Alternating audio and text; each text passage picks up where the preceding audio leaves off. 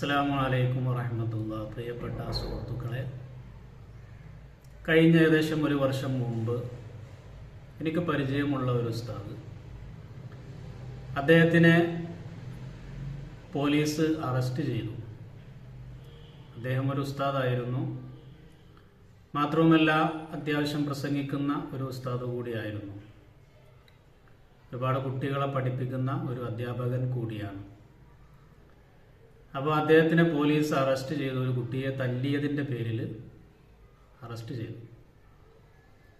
അപ്പോൾ അദ്ദേഹത്തിനെ അറസ്റ്റ് ചെയ്തതും പോലീസ് കൊണ്ടുപോകുന്നതുമായിട്ടുള്ള കാര്യങ്ങൾ മുഴുവനും മാധ്യമങ്ങൾ ശരിക്കും അത് കവർ ചെയ്തു. അല്ലെങ്കിൽ അവർക്ക് 2 ദിവസം ശരിക്കും ആഘോഷിക്കാനുള്ളൊരു വകുപ്പ് കിട്ടി.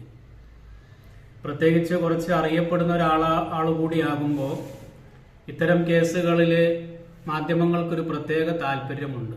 അതും ഒരു ഉസ്താദാകുമ്പോൾ പിന്നെ അവർക്ക് ശരിക്കും വലിയ പെരുന്നാൾ തന്നെയാണെന്ന് പറയാം.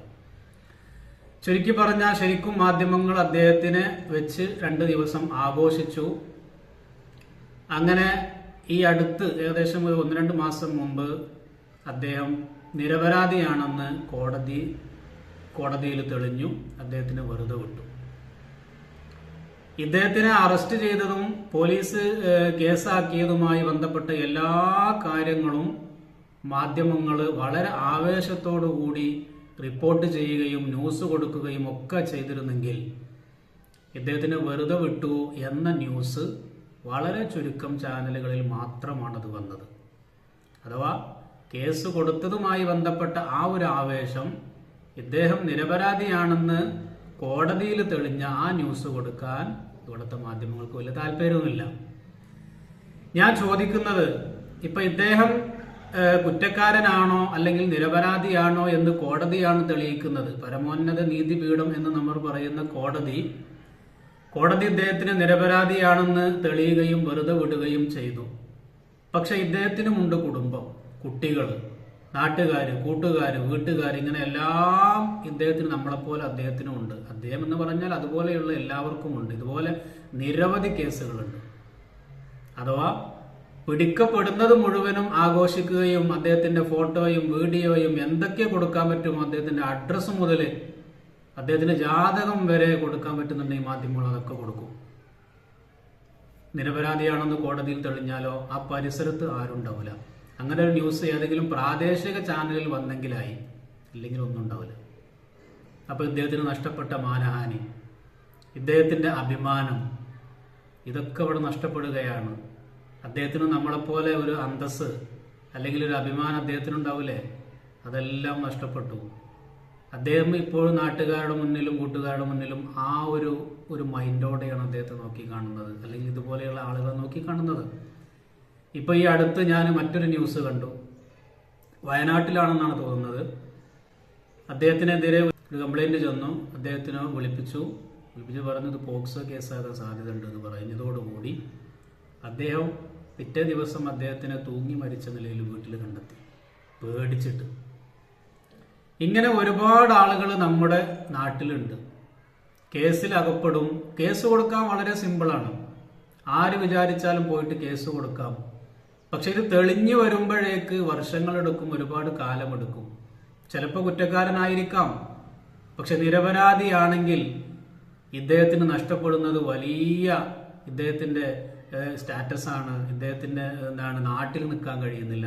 ആളുകളുടെ മുഖത്ത് എങ്ങനെ നോക്കും ഈ ആളുകൾ? നമ്മളെപ്പോലെ തന്നെയല്ലേ എല്ലാവരും. ഇന്നിപ്പോ ഒരു ഉസ്താദിനെതിരെ കേസ് കൊടുക്കാൻ അല്ലെങ്കിൽ ഒരു ആൾക്കെതിരെ കേസ് കൊടുക്കാൻ വളരെ സിമ്പിളായിട്ടുള്ള കാലമാണ്. കുട്ടികൾ വിചാരിച്ചാൽ മതി അധ്യാപകർക്കെതിരെ കേസ് കൊടുക്കാൻ. കുട്ടികളും രക്ഷിതാക്കളും ഒന്ന് ഒരുമിച്ച് കഴിഞ്ഞാൽ ആ അധ്യാപകനെ അകത്താക്കാൻ വളരെ സിമ്പിളാണ് ഇന്നത്തെ കാലത്ത്. പ്രത്യേകിച്ച് പെൺകുട്ടികളാണെങ്കിൽ പിന്നെ പറയും വേണ്ട. അങ്ങനത്തെ ഒരു കാലമാണ്.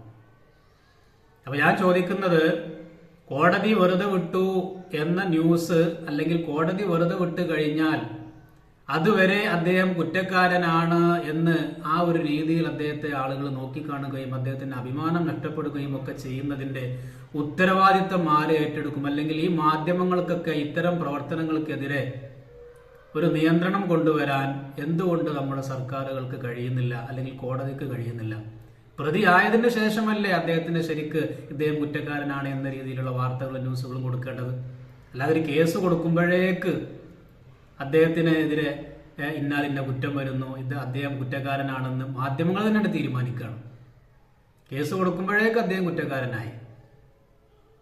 ഈ രീതിയിലുള്ള പ്രവർത്തനങ്ങൾക്കൊരു നിയന്ത്രണം വരുത്താൻ നമ്മുടെ ഗവൺമെന്റിന്റെ ഭാഗത്തു നിന്ന് എന്തെങ്കിലും ഒരു നിയന്ത്രണം കൊണ്ടുവരണം. ഇവരുടെ ഈ ആദ്യ പ്രവർത്തനങ്ങൾക്കെതിരെ അല്ലെങ്കിൽ കോടതിയിൽ നിന്നൊരു നിയന്ത്രണം വരണം. ഇപ്പൊ ഞാൻ നേരത്തെ പറഞ്ഞ പോലെ എല്ലാവർക്കും ഇതിനൊക്കെ അതിജയിക്കാനും ഇതിനെ നേരിടാനും കഴിഞ്ഞെന്ന് വരില്ല. ചില ആളുകൾ എന്തെങ്കിലും ചെറിയ പ്രശ്നങ്ങൾ വരുമ്പോഴേക്ക് ഉടനെ തന്നെ ജീവിതം അവസാനിപ്പിക്കുന്ന, അത്രയൊന്നും മനക്കെട്ടിയില്ലാത്ത ഒരുപാട് ആളുകളുണ്ട്. അവർക്കൊന്നും ഇത്തരം കേസുകൾ വന്നു കഴിഞ്ഞാൽ അതിനെ അതിജയിക്കാൻ അവർക്ക് കഴിയില്ല, അതിനെ നേരിടാൻ കഴിയില്ല. കഴിയുന്ന ആളുകളൊക്കെ അങ്ങനെ പിന്നീടാണ്ട് അതിനെ റിക്കവറായിട്ട് വരും. അല്ലാത്ത ആളുകൾ അതോടുകൂടി ജീവിതം അവസാനിപ്പിക്കുന്ന ഒരുപാട് ആളുകളുണ്ട്.